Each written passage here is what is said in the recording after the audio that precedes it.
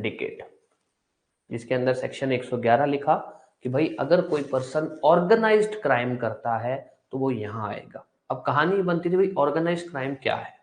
अगर मैं आपको इन शॉर्ट बोलूं तो ऑर्गेनाइज्ड क्राइम का सिंपल सा मतलब है भाई एक पर्सन है, वो कोई ऑफेंस कर रहा है और वो ऑफेंस किसी ऑर्गेनाइज्ड क्राइम सिंडिकेट के लिए कर रहा है। ये क्या होता है, एक तरह से किसी गैंग के लिए कर रहा है।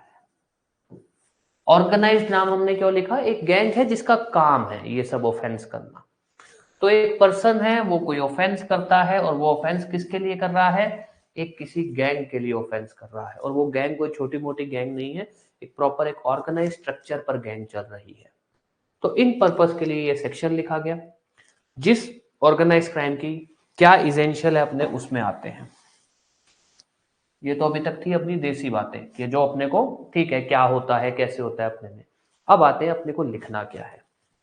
ऑर्गेनाइज क्राइम का सबसे पहली बात है कि भैया एक कंटिन्यूअस अनलॉफुल एक्टिविटी होनी चाहिए। हम किसी भी क्राइम को या किसी भी एक्ट को ऑर्गेनाइज क्राइम कब बोलेंगे, अगर वो जो एक्ट है वो कंटिन्यूअस अनलॉफुल एक्टिविटी की कैटेगरी में आता है। अब ये क्या होता है कंटिन्यूअस अनलॉफुल एक्टिविटी, ये दो वर्ड है, इसमें दो चीजें हैं।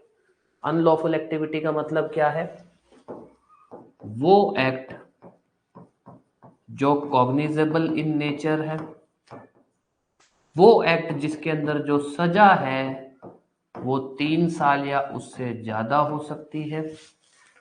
कॉग्निजेबल हो गया, प्रोहिबिटेड, ठीक है। ये होता है अनलॉफुल एक्टिविटी। कंटिन्यूअस हम कब बोलते हैं, हम किसी भी एक्ट को कंटिन्यूअस तब बोलते हैं अगर उसको किसी ऐसे पर्सन ने किया है जिसके खिलाफ मोर देन 1 चार्जशीट फाइल्ड है,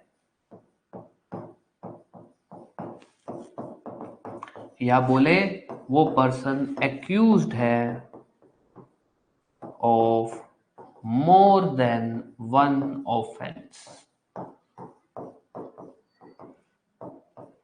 अब ध्यान देना, तो सबसे पहली बात, किसी भी ऑफेंस को हम ऑर्गेनाइज क्राइम कब बोलेंगे, अगर वो कंटिन्यूअस अनलॉफुल एक्टिविटी की कैटेगरी में आता है।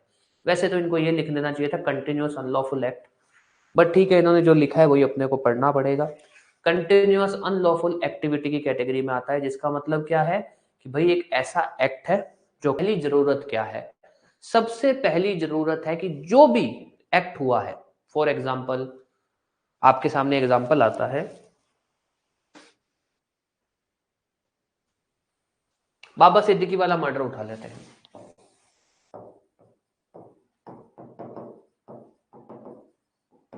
मर्डर केस, आपसे पूछा जाता है कि सर ये ऑर्गेनाइज्ड क्राइम है या नहीं है। ये ऑर्गेनाइज्ड क्राइम है या नहीं है। जो भी मर्डर हुआ, मान लो सिंडिकेट एक गैंग जैसे नहीं होते, ग्रुप गैंग, वैसा ही उसका एक सिनोनिम होता है सिंडिकेट। ग्रुप बोल दो, गैंग बोल दो, सिंडिकेट बोल दो, ये सिंडिकेट होता है। सिंडिकेट वर्ड ज्यादातर यूज किया जाता है फॉर क्रिमिनल पर्पस, कि भैया ये क्राइम सिंडिकेट है, एक गैंग है। क्राइम सिंडिकेट का मतलब क्या है, एक गैंग है जो ऑफेंस करती है। हम क्या बोलते हैं, ये क्रिमिनल गैंग है, एक क्राइम सिंडिकेट है, ठीक है। तो अब अपने आते हैं पहले इस पे आपको काफी हद तक क्लियर हो जाएगा ऑर्गेनाइज क्राइम। अपने से पूछा गया कि भैया बाबा सिद्दीकी मर्डर केस जो है वो ऑर्गेनाइज्ड क्राइम है या नहीं है। अब पहली बात क्या होनी चाहिए इसके लिए, कोई भी एक्ट ऑर्गेनाइज्ड क्राइम होने के लिए पहली बात क्या है कि भैया वो कंटिन्यूअस अनलॉफुल एक्टिविटी होनी चाहिए।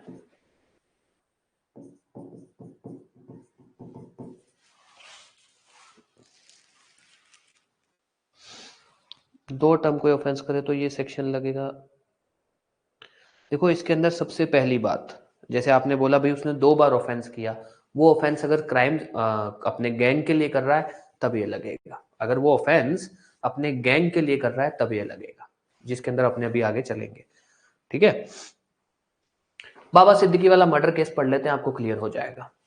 ऑर्गेनाइज क्राइम है या नहीं है, देखो उसके अंदर मान लो 3 लोग थे, 3 पीपल, ठीक है, 3 लोग थे। ये 3 लोग में से पहले तो हम क्या देखेंगे कि इन्होंने जो एक्ट किया क्या वो अनलॉफुल एक्टिविटी में आता है, एंड दूसरी बात क्या वो कंटिन्यूअस है। ध्यान देना, क्या वो अनलॉफुल एक्टिविटी में आता है, क्या वो कंटिन्यूअस है। अब आते हैं, इन 3 लोगों ने मर्डर किया। मर्डर क्या है, कॉग्निजेबल है, मर्डर की सजा 3 साल या उससे ज्यादा है,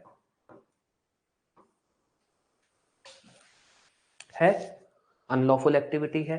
क्या वो कंटिन्यूअस में आता है, कंटिन्यूअस के लिए हमने क्या पढ़ा है, हमने पढ़ा है कि भैया जो करने वाला है ना, जो भी वो ऑफेंस कर रहा है, वो उसके ऊपर पहले से कोई ऑफेंस चल रहा हो, पहले से कोई एक्यूज्ड हो वो किसी प्रीवियस ऑफेंस के लिए। अब इसके अंदर एक इन्होंने जो पॉइंट मिस किया है, जो ऑब्वियस है, देखा जाएगा आगे कोई जजमेंट आएगी तो। 3 लोग हैं, 3 में से एक पर तो प्रीवियस एक्यूजेशन है, 2 पर प्रीवियस एक्यूजेशन नहीं है।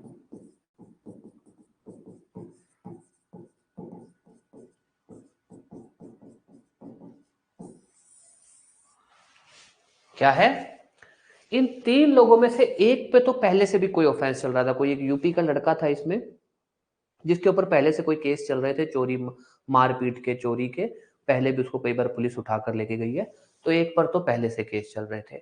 2 लोग ऐसे थे जिन पे कोई केस नहीं चल रहे थे, कोई वो पहले कभी उन पे कोई भी केस नहीं चला। अब देखा जाए तो यहां पर तो इस सेक्शन में तो ये बात क्लियर ही नहीं की गई कि भाई अगर 3 लोग हैं तो क्या उनमें से सिर्फ एक ही ऐसा हो या तीनों के तीनों ऐसे होने चाहिए। बट जो कि क्लियर नहीं किया गया है, तो हम ऐसा ही लेकर चलेंगे कि जो भी लोग इन्वॉल्व थे उनमें से अगर कोई भी एक ऐसा पर्सन है, कोई भी एक एक्यूज्ड है जिसके ऊपर प्रीवियस एक्यूजेशन चल रहा है, हम कंटिन्यूअस अनलॉफुल एक्टिविटी बोलेंगे। तो कंटिन्यूअस के लिए क्या चाहिए, कंटिन्यूअस के लिए चाहिए कि भाई कोई भी एक एक्यूज्ड हो जो प्रीवियसली एक्यूजेशन हो, मतलब उसके ऊपर पहले से कोई केस चल रहा है।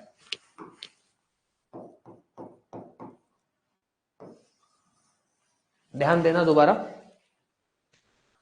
बाबा सिद्दीकी मर्डर केस के अंदर जो मर्डर हुआ क्या वो कंटिन्यूअस अनलॉफुल एक्टिविटी में आता है या नहीं आता है। अनलॉफुल एक्ट है, बिल्कुल है, कॉग्निजेबल इन नेचर है, मर्डर का हुआ है, 3 साल से ज्यादा है।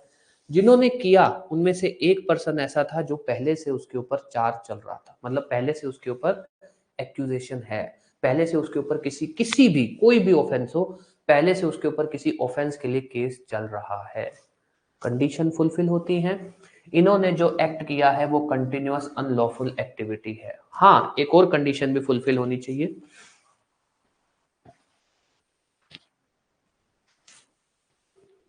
जो इन्होंने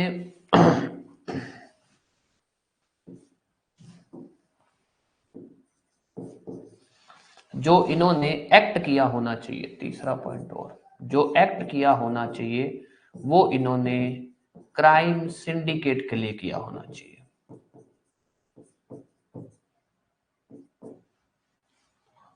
जो ऑब्वियस वहां पर क्लियर हुआ है भाई, जो लॉरेंस बिश्नोई गैंग है उसने कहा है कि इन लोगों ने हमारे लिए काम किया है।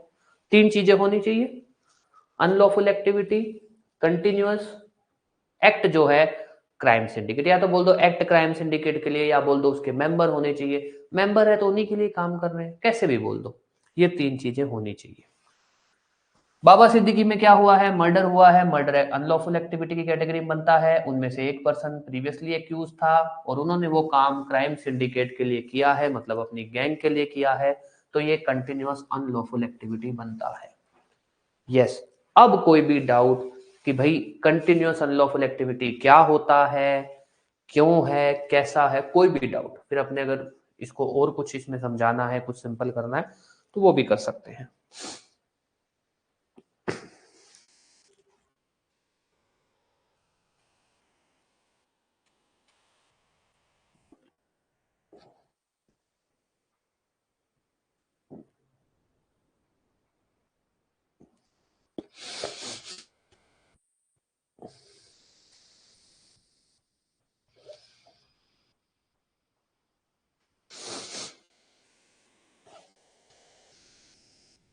ठीक है, अब कंटिन्यूअस अनलॉफुल एक्टिविटी को अपने पूरा पढ़ेंगे, पूरा इन द सेंस इसके अंदर कुछ एक छोटी मोटी बातें थी जो अपने ने हटा दी, जो आपको कंफ्यूज कर सकती थी। अब इसके अंदर जो भी छोटी मोटी और बातें अपने वो भी इन्वॉल्व करेंगे।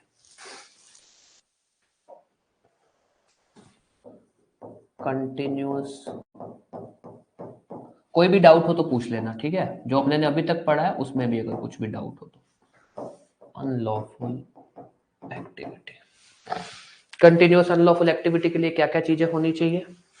पहली चीज कि भैया जो उस पर्सन ने एक्ट किया हो वो एक तरह का कॉग्निजेबल नेचर हो, सॉरी कॉग्निजेबल ऑफेंस हो, वो एक्ट पनिशेबल हो 3 ईयर या उससे ज्यादा से।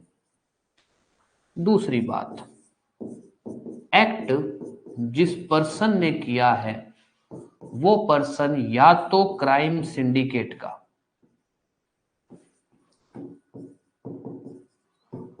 मेंबर हो या फिर उनके बिहाफ पे उसने एक्ट किया हो।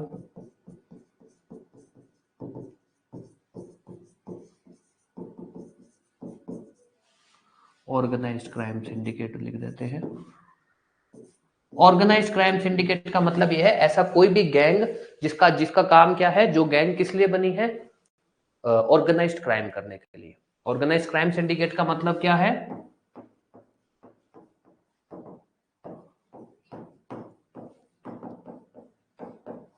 ऐसा कोई भी गैंग जो ऑर्गेनाइज्ड क्राइम करने के लिए बनी है।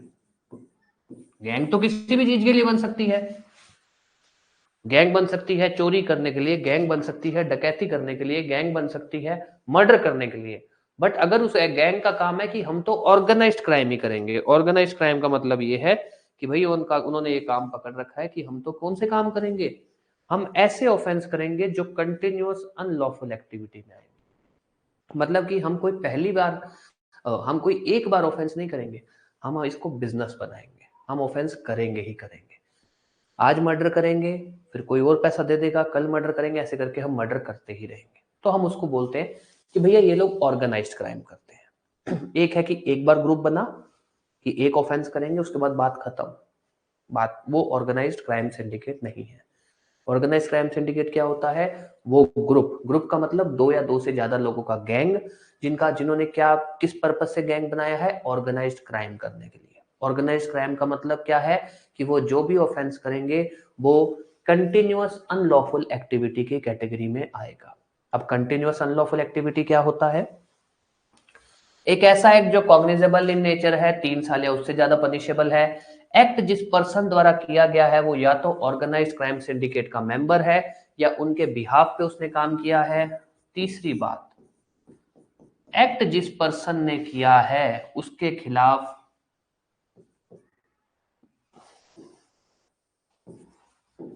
मोर देन 1 चार्जशीट फाइल हुई है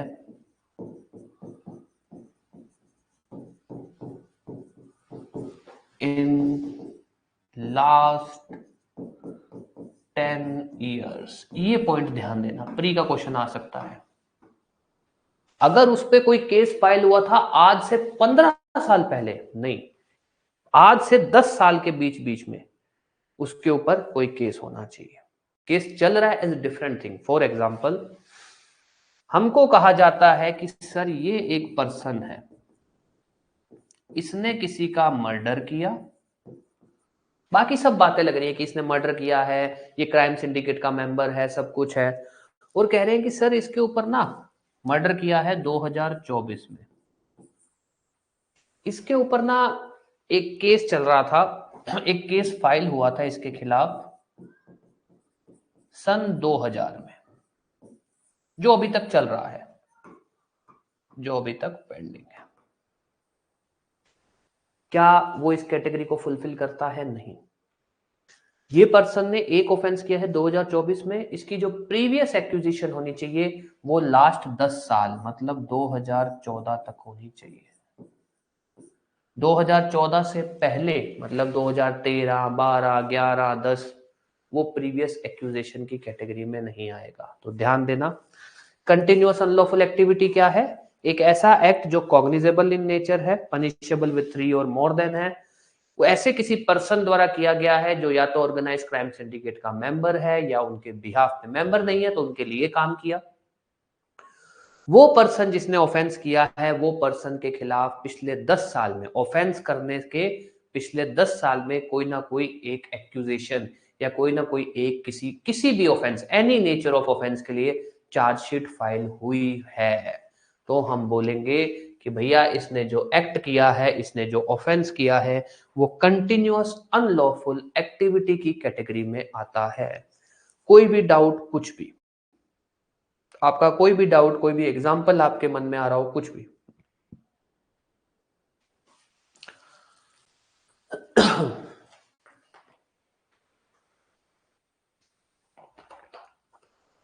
नो डाउट इसकी फ्रेमिंग है ऐसी जो आपको कंफ्यूज करेगी। ठीक है, कई इसमें इन्होंने पॉइंट्स ऐसे लिखे हैं जिसके ऊपर कई क्वेश्चन उठ सकते हैं। आपका कोई भी डाउट कुछ भी आ रहा हो तो पूछ सकते हो। ये मत समझना कि ये टॉपिक आप ही को समझ नहीं आ रहा, ये टॉपिक सच में थोड़ा सा कॉम्प्लिकेटेड इन्होंने लिखा है। ये सबके साथ ऐसा ही होगा, इसीलिए मैंने बोला कि भाई इसकी बेरेट की लैंग्वेज पे कमांड बनाने से अच्छा ये है कि जो आपको नोट्स दिए जाएंगे पहले उस पर अच्छे कमांड बना लेना, उसके बाद आपको लगे तो आप चाहे बेरेट के ऊपर कमांड कर लेना।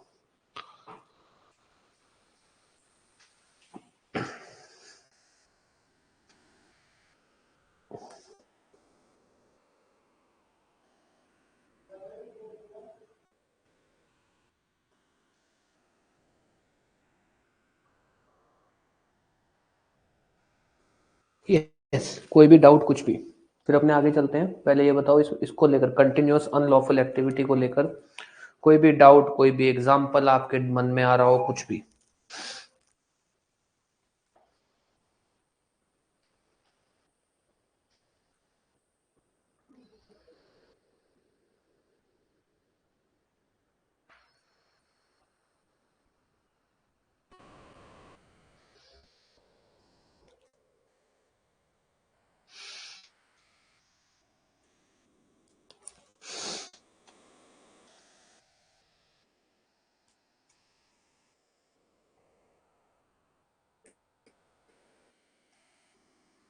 हाँ जी,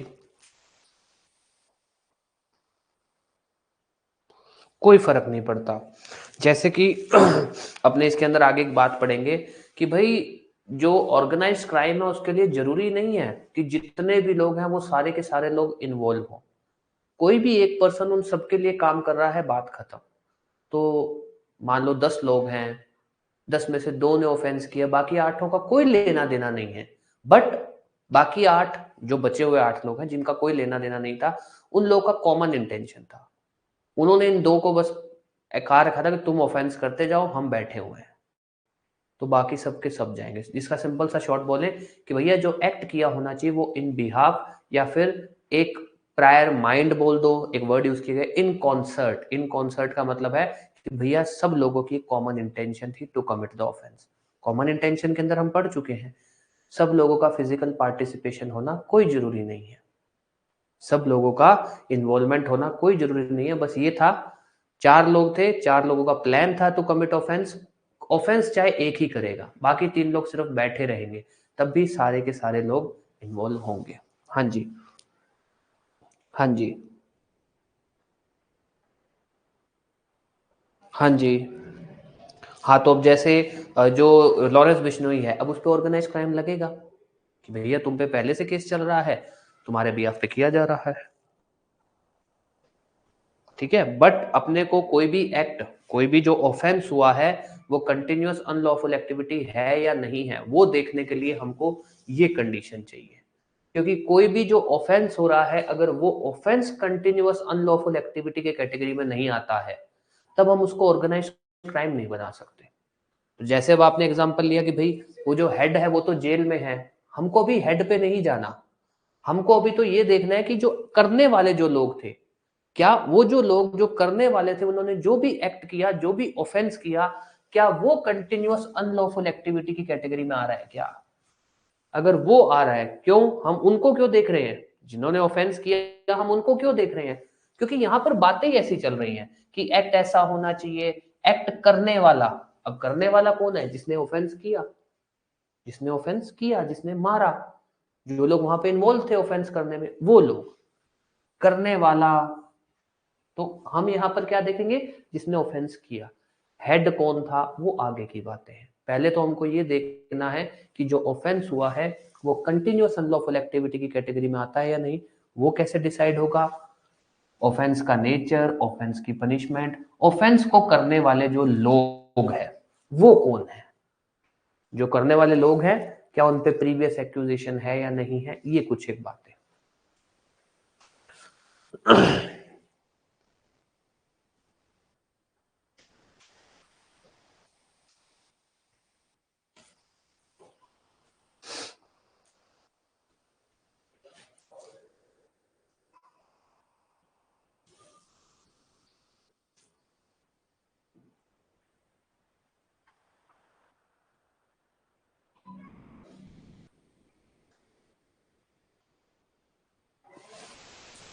यस, कोई भी डाउट अभी तक?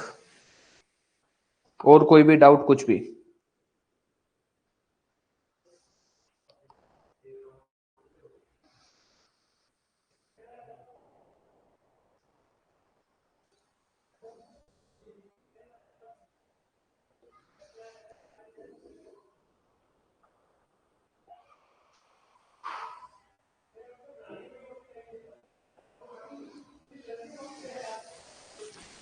हाँ जी।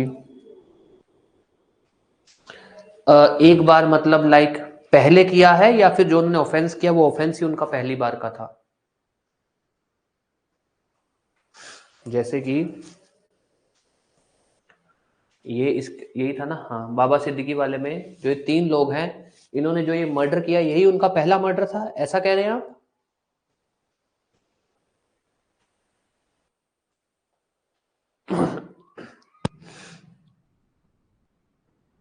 ठीक है, एक मिनट बस।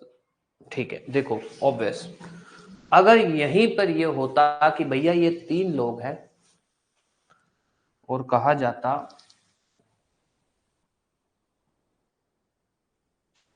कि ये 3 लोग हैं, इन 3 लोगों का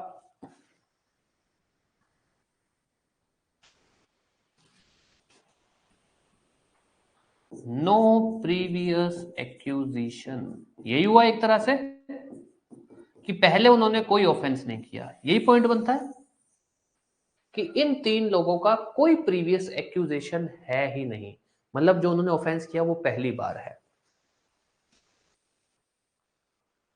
ये कंडीशन नहीं फुलफिल हुई, क्योंकि तीसरी कंडीशन है कि भैया उनके ऊपर प्रीवियस एक्यूजेशन होना चाहिए, नहीं फुलफिल हुई, ये कंटिन्यूअस अनलॉफुल एक्टिविटी नहीं होगी। नो डाउट आपको भी ऐसा लगेगा अरे ये क्या बात हुई, बट डेफिनेशन के हिसाब से नहीं होगा, कंटिन्यूअस अनलॉफुल एक्टिविटी नहीं होगा। अगर उन्होंने जो ऑफेंस कर रहे हैं उनके ऊपर पहला कोई भी प्रीवियस एक्यूजेशन नहीं है, चाहे तो इसको आप लूप होल मान लो, कैसे भी समझ लो, लूप होल ले लो या जो भी, बट ये ऑफेंस नहीं होगा।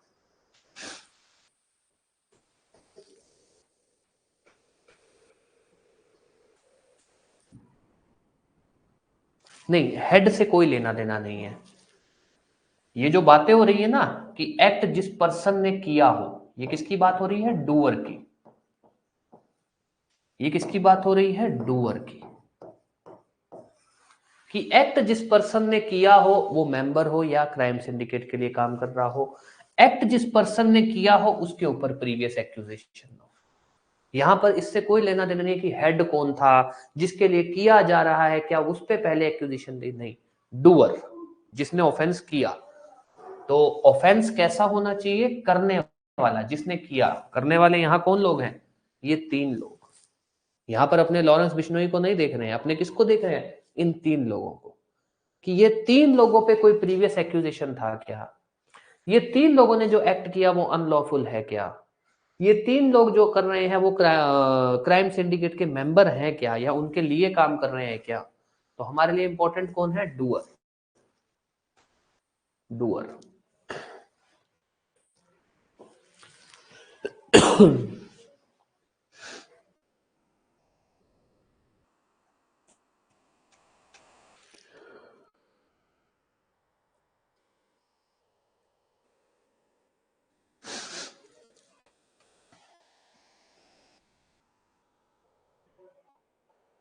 यस।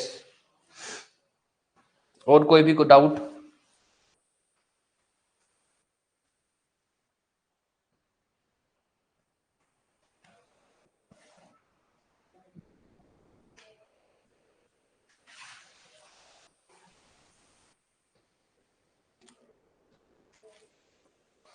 वो नॉर्मल सेक्शन लगेगा फिर उनपे, मतलब हम उनको ऑर्गेनाइज क्राइम में नहीं लेके जाएंगे।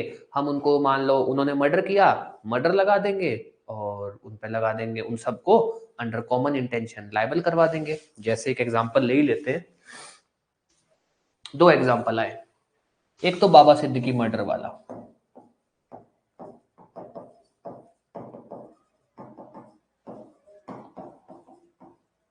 जिसमें कहानी सिंपल सी बनती है कि सर ये एक पर्सन है, इस पर्सन ने मर्डर किया और इस पर्सन पे प्रीवियस एक्यूजेशन भी है।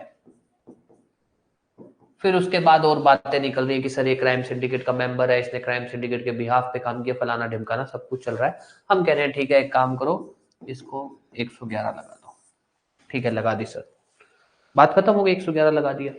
अब बात आती है कि सर ये एक पर्सन है, इसने मर्डर किया है, इसके ऊपर कोई प्रीवियस एक्यूजेशन नहीं है, नो प्रीवियस एक्यूजेशन।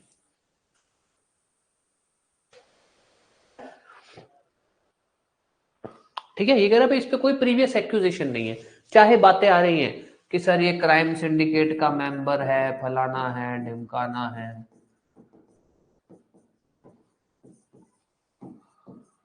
अब ऐसा है जी, प्रीवियस एक्यूजेशन नहीं है तो एक्ट अनलॉफुल, कंटिन्यूअस अनलॉफुल नहीं बनेगा, क्योंकि करने वाला जो है वो पहले से उसके ऊपर कोई चार्जशीट होनी चाहिए, कंटिन्यूअस नहीं बनेगा। तो अब हम क्या करेंगे? 111 लगा नहीं सकते, क्योंकि ऑर्गेनाइज क्राइम के लिए सबसे पहला जरूरी कंडीशन क्या है? कि वो जो ऑफेंस है वो कंटिन्यूअस अनलॉफुल एक्टिविटी के कैटेगरी में आना चाहिए। ऑफेंस किस में आना चाहिए? कंटिन्यूअस अनलॉफुल एक्टिविटी की कैटेगरी में। अब वो इसमें आता नहीं है, तो हम क्या करेंगे? हम इस पे मर्डर का चार्ज लगा देंगे, 101 पनिश कर देंगे इसको, 100, 101, 102, 103 के अंदर। बात खत्म। हम नहीं इसको पनिश करेंगे, यहां कर देंगे। मान लो 3 लोग हैं, फिर हम क्या करेंगे? फिर हम ऐसा करेंगे जी, इन सबको कॉमन इंटेंशन में लाएंगे।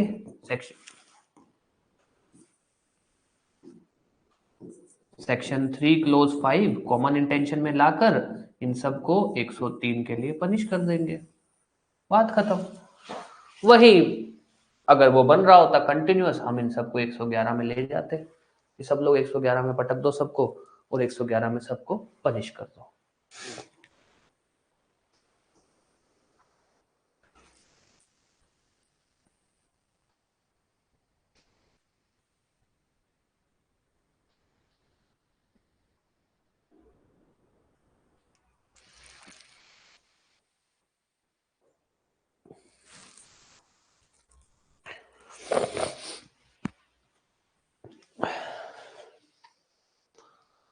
जी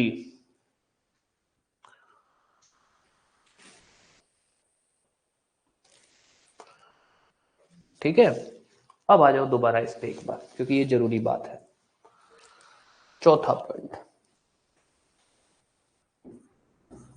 ये जो कंटिन्यूअस अनलॉफुल एक्टिविटी है, इसके अंदर इकोनॉमिक ऑफेंस भी आता है। It includes economic offence. देखो इकोनॉमिक ऑफेंस क्या होता है वो भी अपने देख लेंगे, इकोनॉमिक ऑफेंस के अंदर क्या क्या ऑफेंसेस आते हैं, बट जो मेन पॉइंट है जो ध्यान देना है यहाँ पे, इनका कहने का मतलब ये है कि भैया ऐसा है, ऑर्गेनाइज क्राइम को लेकर आप इतना मत सीरियस हो जाना कि आप सोचो कि अगर इसके अंदर मारपीट होगी, किसी की जान जाएगी, कोई बहुत ही बड़े बड़े ऑफेंस होंगे तभी ऑर्गेनाइज क्राइम होगा, नहीं। अगर कोई इकोनॉमिक ऑफेंस भी हो रहा है वो भी ऑर्गेनाइज क्राइम है। किसी के साथ ठगी चोरी हो रही है, कोई फोर्जरी हो रही है, कोई चिट फंड स्कैम हो रहा है, वो भी ऑर्गेनाइज क्राइम है। अब मैं ऑर्गेनाइज क्राइम वर्ड क्यों यूज कर रहा हूं? ऑब्वियस, जो एक्ट कंटिन्यूअस अनलॉफुल एक्टिविटी में आ रहा है वो एक्ट ऑर्गेनाइज क्राइम भी होगा, मतलब होगा मतलब हो सकता है। तो आपसे चाहे तो वैसे पूछे कि भैया ऑर्गेनाइज क्राइम इकोनॉमिक ऑफेंस हो सकता है क्या? हो सकता है। Continuous unlawful activity economic offence हो सकती है क्या? हो सकती है। तो ये पॉइंट ध्यान रखना, ये अपने प्री का क्वेश्चन बनता है। हाँ जी, अभी बताता हूं। तो ये पॉइंट भी ध्यान रखना, ये प्री का क्वेश्चन बन सकता है। प्री में वो ऐसे पूछ सकता है कि क्या ऑर्गेनाइज क्राइम के अंदर इकोनॉमिक ऑफेंस हो सकता है? यस। क्या कंटिन्यूअस अनलॉफुल एक्टिविटी के अंदर इकोनॉमिक ऑफेंस हो सकता है? यस। क्योंकि कंटिन्यूअस अनलॉफुल एक्टिविटी ही आगे जाके ऑर्गेनाइज क्राइम बनता है। जी बिल्कुल। कोई भी एक पर्सन, जैसे कि देखो जितने भी डाउट हो पूछना, सोचना मत कि अरे एक ही क्लास है या एक टॉपिक एक ही क्लास में, चाहे अपना एक टॉपिक 2 क्लास में भी हो, अपने को कोई लेना देना नहीं है। नए टॉपिक है, बहुत इंपॉर्टेंट है। ये 3 लोग हैं, इन तीनों में से चाहे कोई एक भी, किसी एक पे भी अगर प्रीवियस एक्यूजेशन है, चलो यहां तो लिखा हुआ है नो, इनमें से कोई एक पर भी अगर प्रीवियस एक्यूजेशन है तब हम कंटिन्यूअस अनलॉफुल एक्टिविटी मान लेंगे। एक पर भी अगर कोई प्रीवियस एक्यूजेशन हो, ठीक है, इनमें से कोई भी एक जो हो, जितने भी लोग हैं ऑफेंस करने वाले, अगर उनमें से कोई भी एक पे भी प्रीवियस एक्यूजेशन है तब हम कंटिन्यूअस अनलॉफुल एक्टिविटी मान लेंगे। यस।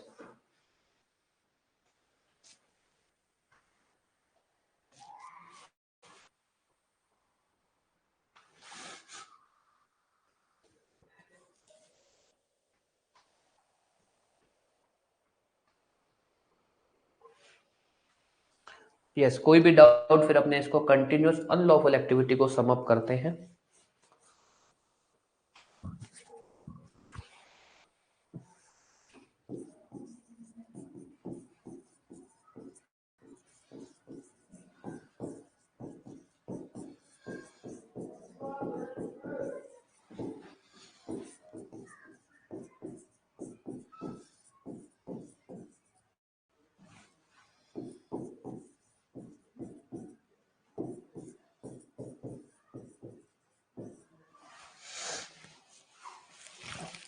ठीक है, चलो अब आ जाओ, ध्यान दे दो इसके ऊपर।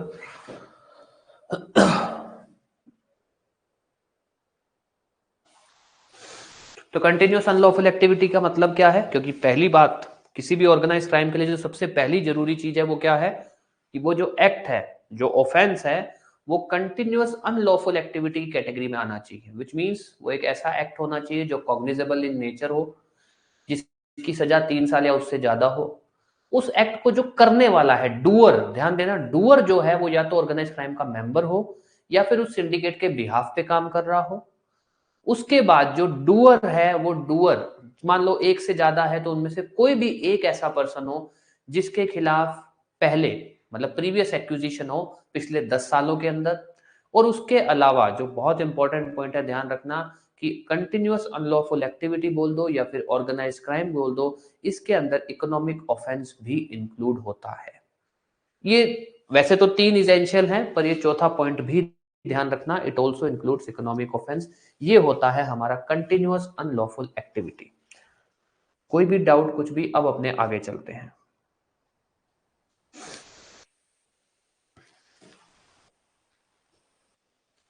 ऑर्गेनाइज्ड क्राइम,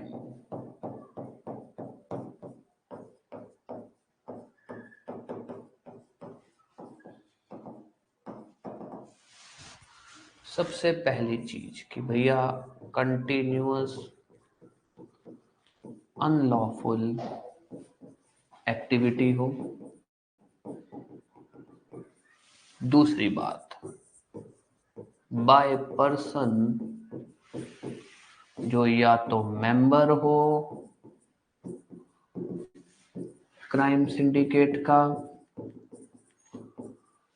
या फिर एक्ट उसने किया हो on behalf of crime syndicate.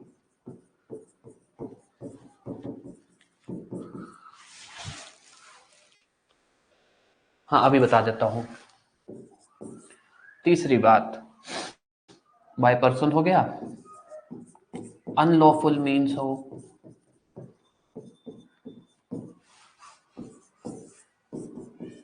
To gain material benefit.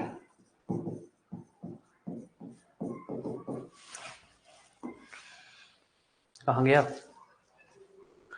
हाँ, आ जाओ। देखो ऐसा है, इकोनॉमिक ऑफेंस कुछ अलग नहीं इन्होंने लिखा, इन्होंने ऐसा नहीं कुछ अलग सी बात लिख दी, बस इन्होंने इस बात को स्पेसिफिकली अलग से इसलिए लिखा ताकि मान लो ऑर्गेनाइज क्राइम है तो ऑब्वियस है हम लोग का ज्यादातर ऑर्गेनाइज क्राइम में ध्यान कहाँ जाता है, हम लोग का जाता है दाऊद गैंग। जो मान लो बड़ी बड़ी कोई गैंग्स रही है तो हमारा ध्यान क्या जाता है, इन लोगों ने क्या किया होगा, मर्डर। ये लोग क्या करते होंगे, लोगों को मारते होंगे। तो हमारा ध्यान ऑब्वियस है कि ऑर्गेनाइज क्राइम के केस में कहाँ जाएगा। अगर आप किसी को मार रहे हो, आप किसी की किडनैपिंग कर रहे हो, आप कहीं पे मान लो कोई राइट वगैरह करवा रहे हो, ऐसा कुछ इस सेक्शन में बोला गया। ऐसा नहीं है कि ऑर्गेनाइज क्राइम में सिर्फ यही चीजें होती है, अगर किसी को मारा जाए। ऑर्गेनाइज क्राइम के अंदर इकोनॉमिक ऑफेंस भी है। इकोनॉमिक ऑफेंस का मतलब कि भाई जिसके थ्रू आप किसी लोगों का जान का कोई नुकसान नहीं हो रहा, आप उनको फाइनेंशियल लॉस पहुंचा रहे हो। जैसे एक एग्जांपल है कि भाई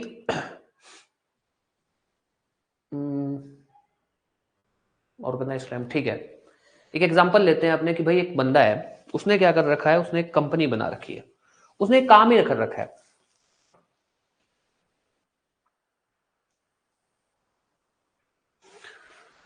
इस पर्सन ने, ये एक पर्सन है, इसने एक कंपनी बना रखी है। कंपनी इज लाइक नॉट, मैं बोलूं कि बिल्कुल रजिस्टर्ड कंपनी। एक ग्रुप बना रखा है, जिस ग्रुप का काम क्या है, लोगों के साथ फ्रॉड करना। ये क्या करते हैं, एक सिटी में गए, वहां सिटी में गए, वहां के लोगों के साथ मान लो ये क्या कहते हैं, साधु वगैरह बन के फ्रॉड कर दिया। फ्रॉड कर दिया। अब मानते हैं कि भाई इनके पर केस तो इनके ऊपर चल ही रहा होगा, नाम से नहीं तो ऐसे चल रहा होगा कि कोई लोग थे जिनके बारे में नाम वगैरह तो नहीं पता, पर ऐसे ऐसे करके लोग थे। प्रीवियसली एक्यूजेशन तो हो गई इनके ऊपर, केस तो चल ही रहा है। फिर ये दूसरी सिटी में गए,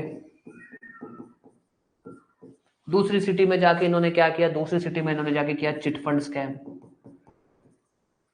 लोगों को बोला आप हमको पैसे जमा करवाओ, हम आपको 1 साल बाद 10%, 15% ब्याज देंगे। लोगों को लगा यार बैंक तो 6%, 7% देता है, ये लोग 15-15% ब्याज दे रहे हैं। तो ये क्या है, ये भी ऑर्गेनाइज्ड क्राइम है। क्यों है, क्योंकि भैया ऐसा है, ये लोग भी जो ऑफेंस कर रहे हैं कॉग्निजेबल इन नेचर है, 3 साल से ज्यादा पनिशेबल है, और इन लोगों पे भी प्रीवियस एक्यूजेशन हो रखा है, तो कंटिन्यूअस अनलॉफुल एक्टिविटी है। और ये लोग एक गैंग की तरह काम कर रहे हैं, एक क्राइम सिंडिकेट की तरह काम कर रहे हैं, जिनका काम क्या है, ये काम, जिनका काम है ऐसे ही ऑफेंस करना। पर ये ऑफेंस कैसे कर रहे हैं, इकोनॉमिक नेचर के,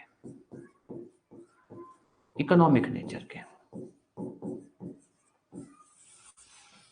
जैसे कि आप लोग न्यूज में सुनते होंगे, कोई एक पर्सन है जी, 3 या 4 लोगों का एक ग्रुप है, जो लोग क्या करते हैं, एक शहर में जाते हैं, वहां पे फ्रॉड करते हैं, फिर वहां से वो निकलते हैं, दूसरे शहर में जाते हैं, फ्रॉड करते हैं। ऑर्गेनाइज क्राइम है। आपके पास एग्जांपल आता है कि सर एक पर्टिकुलर पर्सन है, उसने जिंदगी में एक ही बार चिट फंड स्कैम किया है, चाहे हजारों करोड़ों रुपए का किया है, पर एक बार किया है, और उसने कुछ नहीं किया, एक ही बार उसने चिट फंड स्कैम किया है, लोगों को बहला फुसला के उनके पैसे लिए हैं, बोला कि मैं 10-10, 15-15% ब्याज दूंगा, बाद में कोई पैसा नहीं दिया उसने, पर एक बार किया है, कोई प्रीवियस एक्यूजिशन कुछ नहीं है, तो वो ऑर्गेनाइज क्राइम नहीं है। बट जो पहले वाला था, जिन्होंने गैंग बना रखी है, एक शहर में जाते हैं, ऑफेंस करते हैं, फिर दूसरे शहर में जाते हैं, वो ऑर्गेनाइज क्राइम हो सकता है अगर सेक्शन 111 की सारी कंडीशन जो भी है, कॉग्निजेबल, पनिशेबल, एक्ट करने वाले जो लोग हैं उन पे प्रीवियस एक्यूजेशन है या नहीं है, अगर ये सारी कंडीशन होती है। इन शॉर्ट इस पूरी कहानी का बताने का मतलब ये है कि भैया ऑर्गेनाइज क्राइम का मतलब क्या है कि ये नहीं है कि ऑर्गेनाइज क्राइम के अंदर हर इंसान को कोई जान का नुकसान हो, नहीं। अगर इकोनॉमिक ऑफेंस भी हो रहा है वो भी ऑर्गेनाइज क्राइम हो सकता है। बस कंडीशन क्या है, शर्त क्या है कि ये सारी कंडीशन फुलफिल हो। तो इकोनॉमिक ऑफेंस भी हो सकता है under organise crime. Economic offence में क्या आता है, किसी के साथ धोखा करना, नकली नोट, मास लेवल पे फ्रॉड करना, बैंकों के साथ फ्रॉड करना, ये सब। ठीक है। कोई भी डाउट, कुछ भी।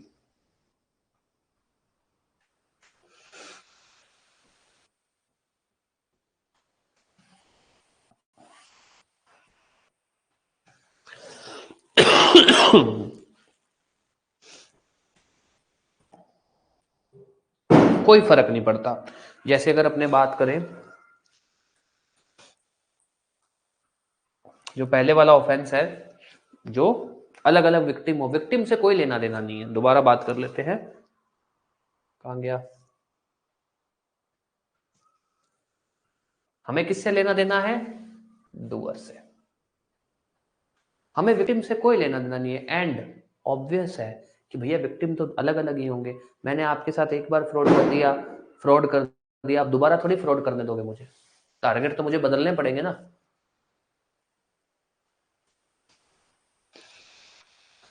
हाँ जी, हाँ जी, साइबर क्राइम इकोनॉमिक ऑफेंस है। अगर मैं आपके साथ साइबर क्राइम से, आपके बैंक से, खाते से कुछ पैसे निकाल लेता हूं, ये सब है, दैट इज इकोनॉमिक ऑफेंस। ठीक है। इसमें साइबर क्राइम होता है, एक साइबर बुलिंग भी होती है। बुलिंग इज लाइक कि भाई मैंने आपका आईडी या कुछ हैक किया एंड आपकी फोटोज को एडिट करके गलत फोटोज डालना, that is different thing. Cyber crime के अंदर अगर मान लो मैंने आपके पैसे से, खाते से पैसे निकाल लिए, मैंने आपके क्रेडिट कार्ड से पैसे निकाल लिए, तो वो इसके अंदर आएगा, इकोनॉमिक ऑफेंस है। बशर्ता कंडीशन देखो ये फुलफिल होनी चाहिए, ये कंडीशंस फुलफिल होनी चाहिए, तभी हम मानेंगे, ये ध्यान देना।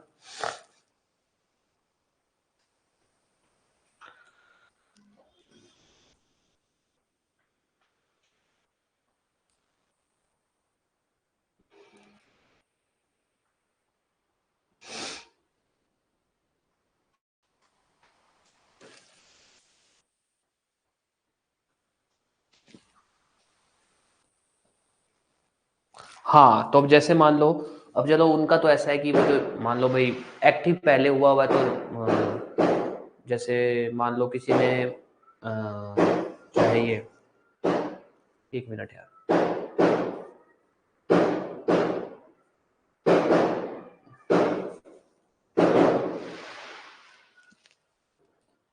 चलो, हाँ, अरे यार,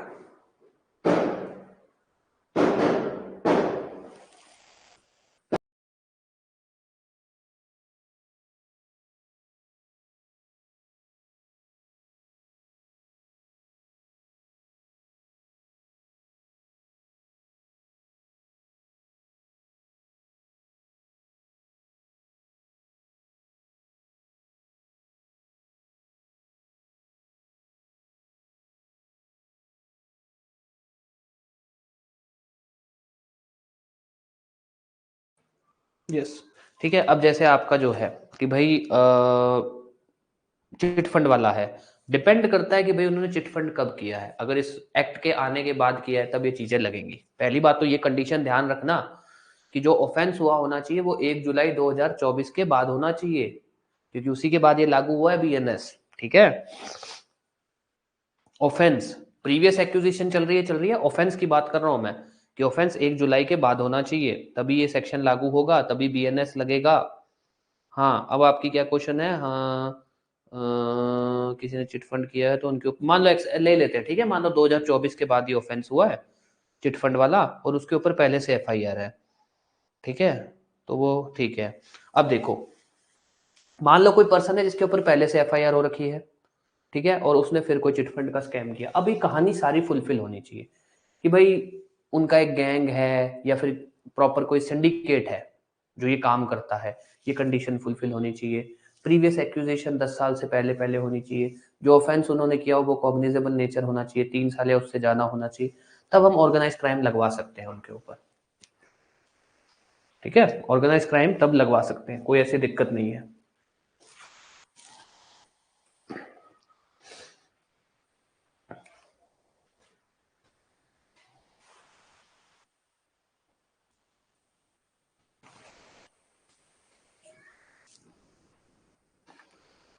थोड़ा सा इन्होंने ना इसकी ड्राफ्टिंग बहुत बहुत ही अजीब सी ड्राफ्टिंग की है, कई हद पे इन्होंने मतलब लाइक ना, जैसे कहते हैं आपने लॉ को ओपन एंडेड छोड़ दिया कि भाई एक तो कि ये कंडीशन फुलफिल हो रही तो लगेगी, बहुत चीजें इन्होंने इंटरप्रिटेशन पे छोड़ दी हैं, केस के फैक्ट एंड सर्कमस्टेंसेस पे छोड़ दी हैं कि ये सेक्शन लगेगा या नहीं लगेगा।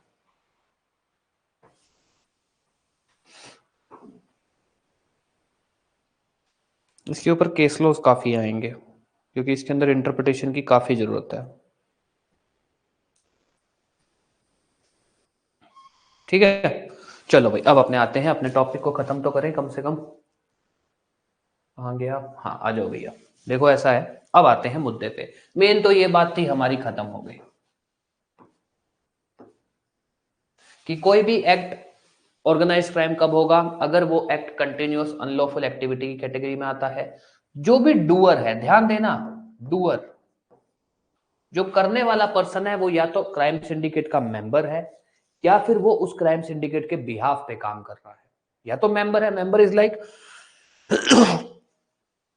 कि सर बात निकलती है कि हाँ ये उनसे जुड़ा हुआ है, या फिर सर जुड़ा नहीं हुआ, उसने कहा कि सर मैं कोई जुड़ा नहीं हुआ, मुझे तो ऐसा उन्होंने पैसे दिए ये काम करना है, मुझे उनसे कोई लेना देना नहीं है। तो चाहे तो वो उनका साथ जुड़ा हो, चाहे मेंबर हो, चाहे उन्होंने उस पर्सन ने, डूअर ने उनके लिए काम किया हो, दोनों में से कुछ भी हो। उसके बाद उसने जो एक्ट किया हो वो अनलॉफुल में, बेसिक है यार, अगर लॉफुली एक्ट कर रहा है तो वो कहां से ऑफेंस कर दोगे, बट ठीक है अपने को ध्यान देना है कि भाई जो उसने एक्ट किया हो वो अनलॉफुल मीन से हो, वायलेंस का यूज किया हो, डराया धमकाया हो, कोर्जन हो गया, इंटिमिडेशन हो गया, ऐसा कुछ भी किया हो, कुछ भी डराना धमकाना मारना पीटना ऐसा कुछ भी हो, और जो उसने एक्ट किया हो, जो ऑफेंस किया हो, वो किसी ना किसी तरह के मटेरियल बेनिफिट। अब देखो मटेरियल बेनिफिट में सब कुछ आता है, फाइनेंशियल बेनिफिट,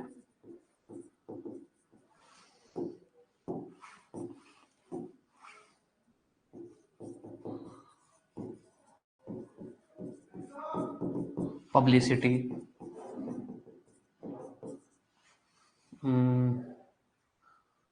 ठीक है, फाइनेंशियल बेनिफिट, पब्लिसिटी हो गया, और कुछ भी जो भी मान लो उसका भाई इंटेंशन, चाहे कुछ भी हो, इंटेंशन हो चाहे कि भाई मैं फेमस हो जाऊंगा, इंटेंशन हो कि मुझे पैसा मिलेगा, इंटेंशन हो कि भाई मेरा कोई बदला पूरा होगा, कुछ भी हो तो मटेरियल बेनिफिट है।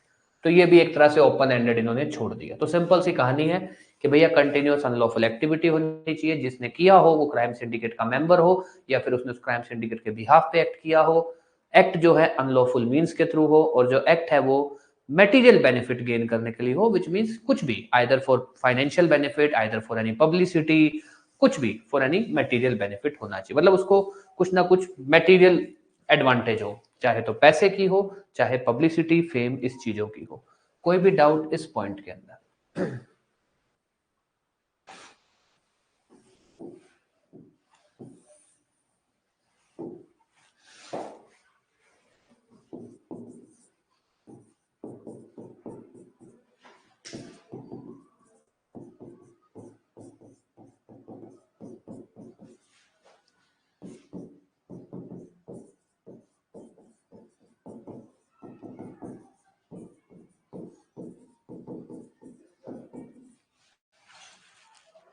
लास्ट पॉइंट पे ध्यान देना, चाहे तो वो एक्ट इस डूअर ने अकेले किया हो, चाहे तो उसने किसी के साथ मिलके किया हो, सिंपल सी भाषा में बोले, करने वाले चाहे एक लोग हो, करने वाले चाहे दो या उससे ज्यादा लोग हो, बट ये चीज इंपॉर्टेंट है कि जो एक्ट वो कर रहा हो, जो ऑफेंस उसने किया हो, वो सिंडिकेट की इंटेंशन के लिए किया हो। इन कंसर्ट का एक कॉमन वर्ड है कॉमन इंटेंशन, बट अपने को ये वर्ड नहीं दिखना, ये ध्यान रखना, आप कॉमन इंटेंशन वर्ड नहीं लिखोगे, आप क्या वर्ड यूज करोगे, इन कॉन्सर्ट विद सिंडिकेट। मतलब सिंडिकेट ने जैसा चाहा था वही उसने किया हो। प्रायर मीटिंग ऑफ माइंड, इसका सेम मतलब है, कुछ अलग मतलब नहीं है। प्रायर मीटिंग ऑफ माइंड, जो उसने ऑफेंस किया हो वो एज पर सिंडिकेट किया हो, जो सिंडिकेट चाहता था वो किया हो। ये नहीं है सिंडिकेट ने तो उसको कहा था कि जाओ मर्डर करके आओ, और वो जाता है मर्डर तो करता है, बाद में उस पर्सन की जेब से पैसा भी चुरा लेता है, उसके लिए सिंडिकेट लायबल नहीं होगा। उसके लिए सिंडिकेट लायबल नहीं होगा, और ना ही वो ऑर्गेनाइज क्राइम की कैटेगरी में आएगा। सिंडिकेट क्या चाहता था? मर्डर, मर्डर किया है, मर्डर ऑर्गेनाइज क्राइम है। तो वो जो पर्सन है जिसने एक्ट किया है, जो डूअर हो, चाहे तो उसने अकेले वो एक्ट किया हो, चाहे उसने किसी के साथ मिलके किया हो, बस इतना ध्यान होना चाहिए कि जो डूअर है उसने जो भी एक्ट किया हो वो इन कॉन्सर्ट, मतलब कि सिंडिकेट के अनुसार, सिंडिकेट ने जैसा चाहा था वो ऑफेंस किया हो, तो उसी ऑफेंस को, उसी एक्ट को हम ऑर्गेनाइज क्राइम बोलेंगे। उसके अलावा अगर उसने कुछ भी ऐसा ऑफेंस किया है जो सिंडिकेट ने नहीं चाहा था, जो सिंडिकेट का इंटेंशन ही नहीं था, तो फिर वो ना तो ऑर्गेनाइज क्राइम होगा, ना ही सिंडिकेट उसके लिए लायबल होगा। यस, कोई भी डाउट, कुछ भी?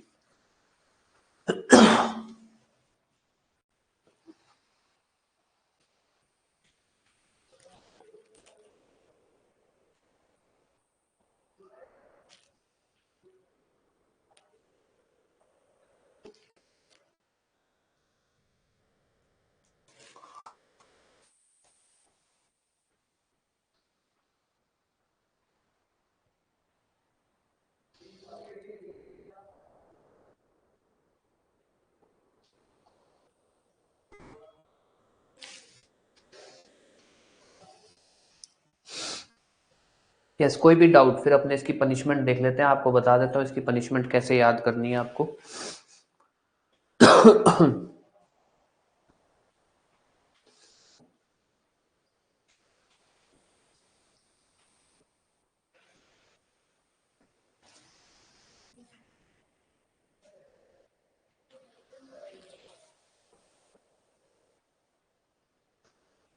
यस, कोई भी डाउट?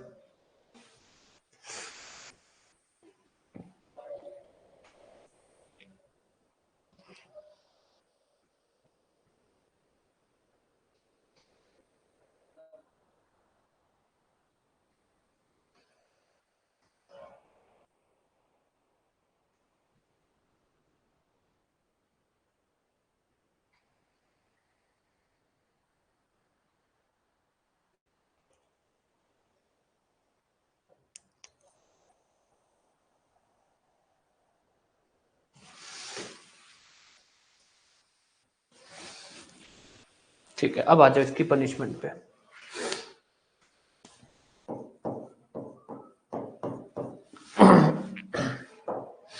पनिशमेंट के लिए 1 2 3।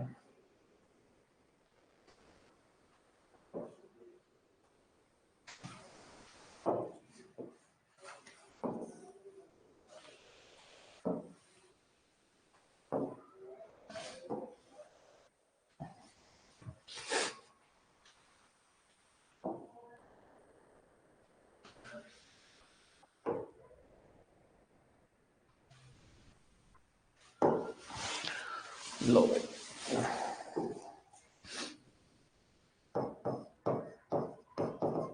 death or life imprisonment and fine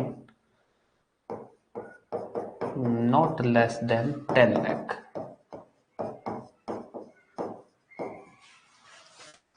5 साल से लेके life imprisonment and fine not less than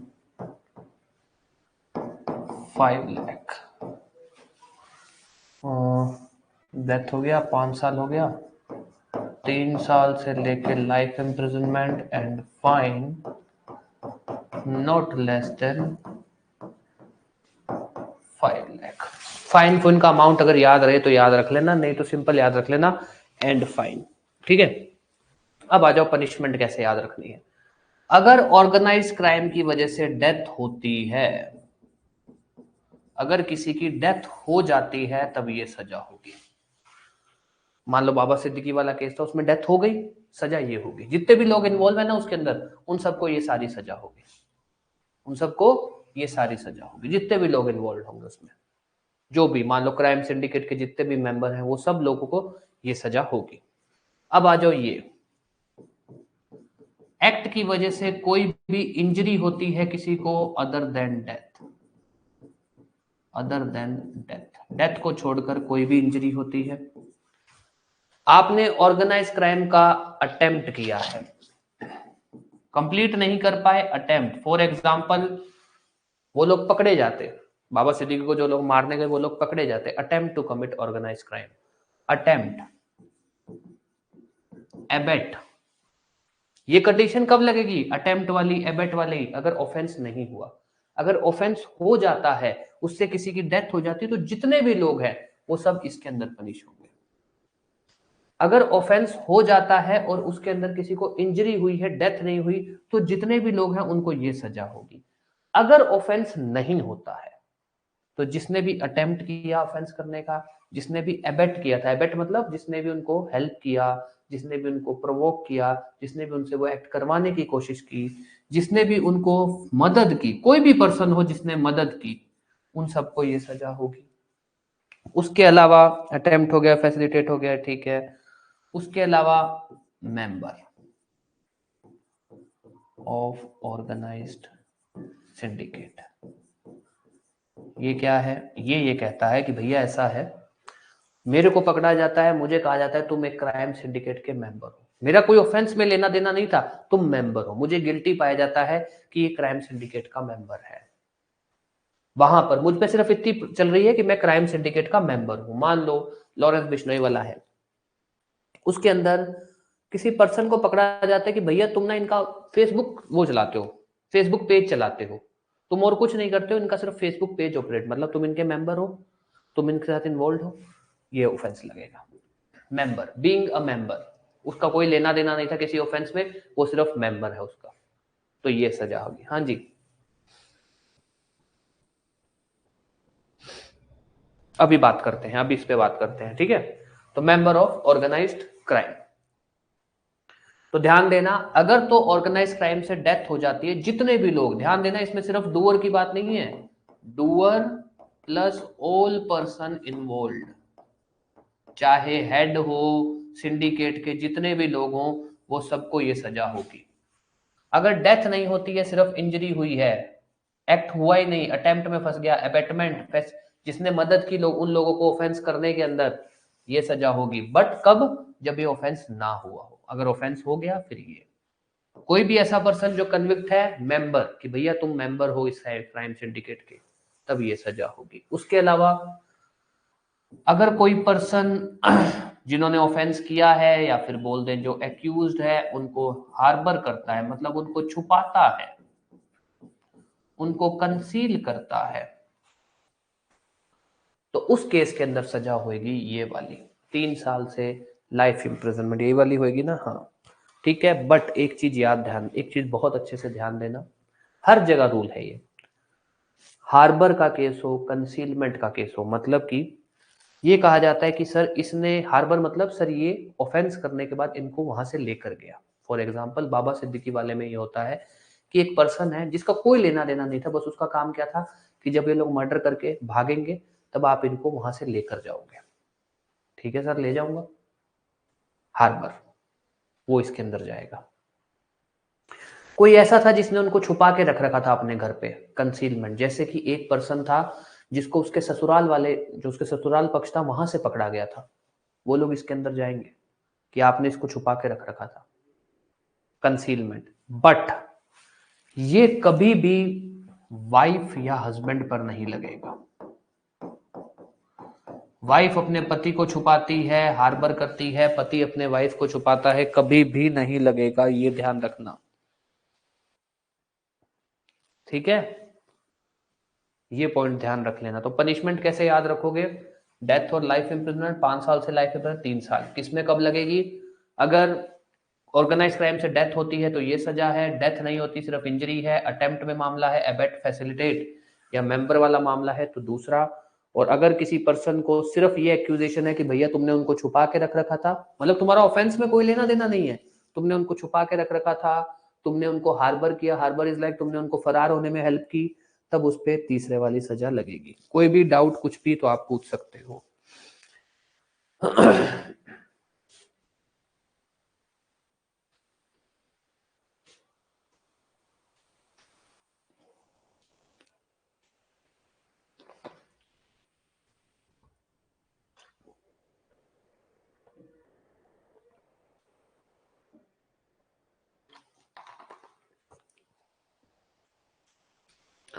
punishment अच्छे से याद कर लेना। एक और बता देता हूँ, ऑर्गेनाइज क्राइम की और जो हम कल पढ़ेंगे टेररिस्ट एक्ट की पनिशमेंट लगभग सेम है। तो अपने ऐसे ही याद करेंगे और अपने दोनों की पनिशमेंट याद कर जाएंगे।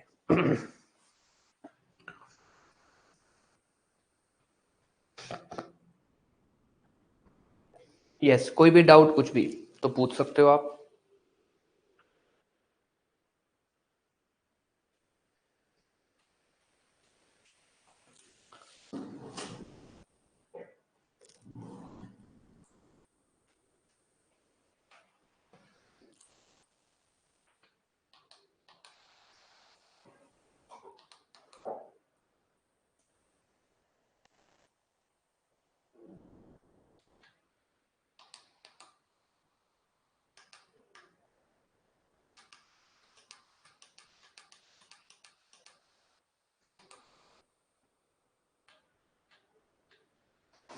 यस, कोई भी डाउट किसी को कुछ भी है तो आप पूछ सकते हो।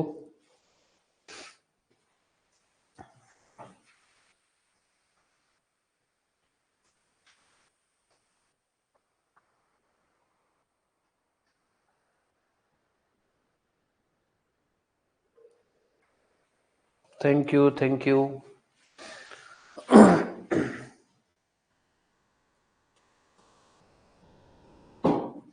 यस, देखिए नीतू जी, आपका जो यूपीआई वाला है ना, उसमें तो देखो ऐसा होता है, 2-3 जो मेरे को छोटा मोटा पता है कि भाई अगर 2-3 दिन के अंदर अंदर आप कंप्लेन करते हैं आरबीआई को तो वो रिवर्स कर सकते हैं। उसके अलावा कुछ नहीं हो पाता, कुछ भी नहीं हो पाता सच बताऊं तो। जैसे हमारे साथ हुआ था, शुरुआत की बात है,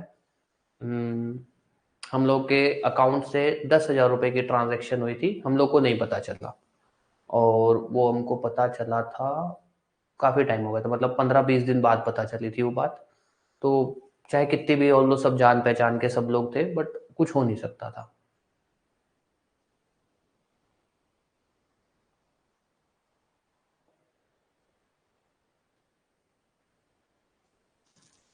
2-3 दिन में पता लग जा, अगर आप कर देते हैं कंप्लेन तो हो जाता है। मुझे भी तभी पता लगा था कि अगर आप 2 या 3 दिन, 3 दिन का टाइम होता है। अच्छा, 24 घंटे हमें ये बोला गया था कि सर अगर आप 3 दिन में बता देते, मतलब कोई इनका पोर्टल वोर्टल कुछ होता है, 3 दिन में अगर आप कर देते तो हम आपका ये वापस रिवर्स एंट्री हो जाती। तो हमें 3 दिन बताए गए थे। ठीक है, चलो भाई। कोई बात नहीं, पैसा। यस, कुछ भी पूछना है तो आप पूछ सकते हो।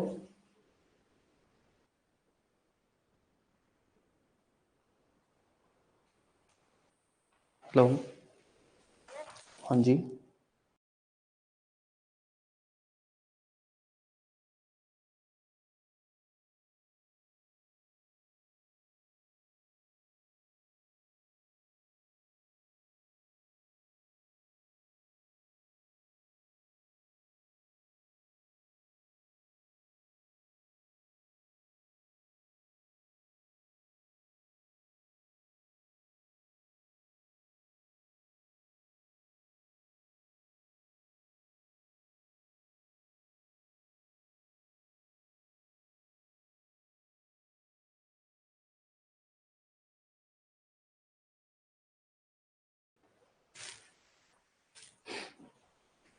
ओके, चलो जी, ठीक है, फिर अब क्लास खत्म कर देते हैं अपने।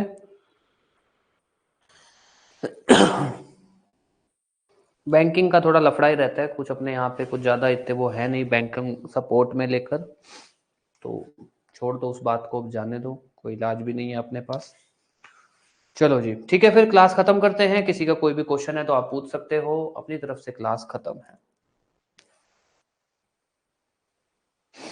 पनिशमेंट इसकी अच्छे से पढ़ लेना भैया।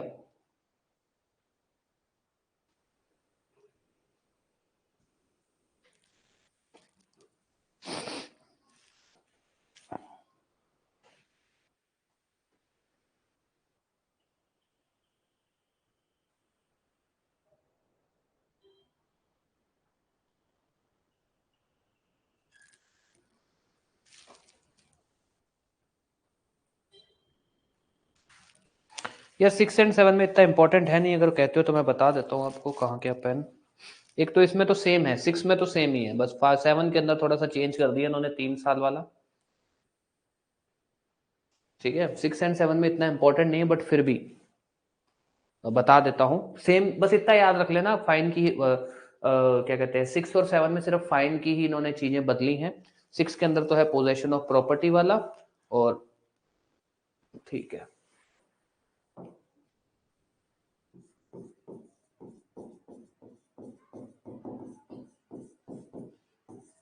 बस फाइन की अमाउंट बदली है, तो बस इतना ही याद रख लेना।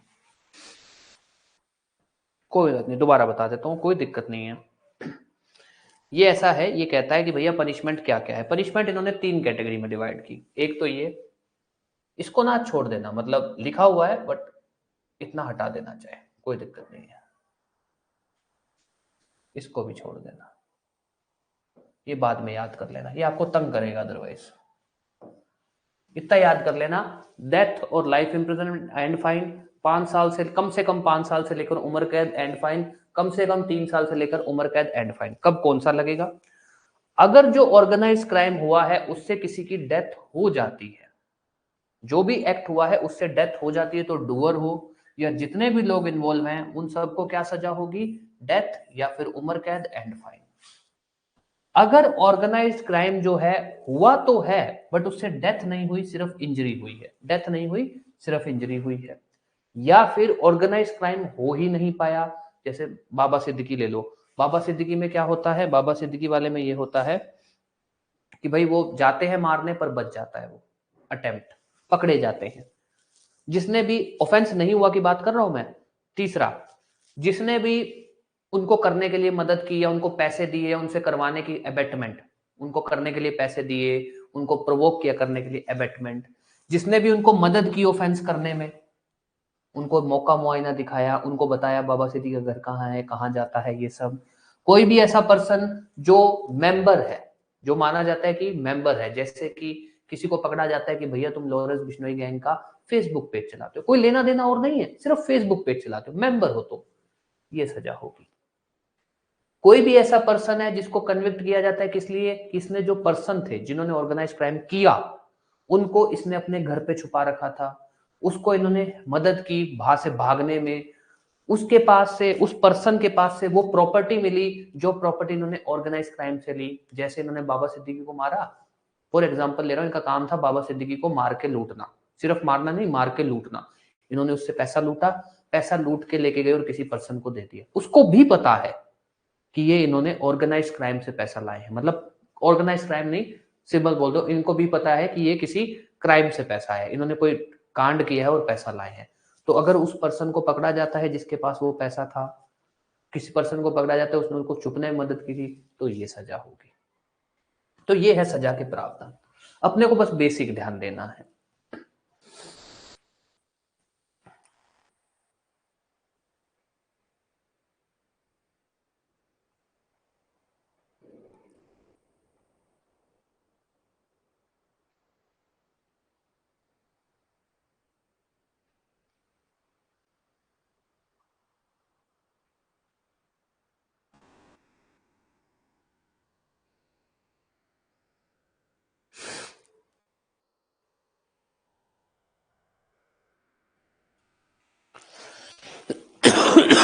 जी, और कुछ भी पूछना है तो आप पूछ सकते हो।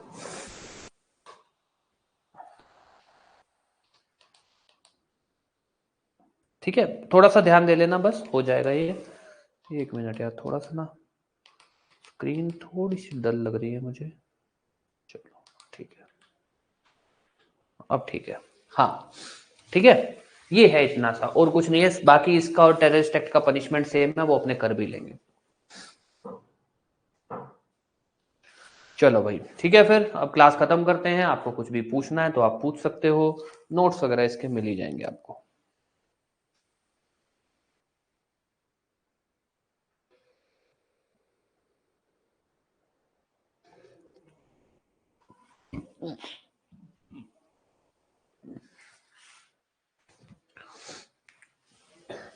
ठीक है, क्लास खत्म कर दें अब।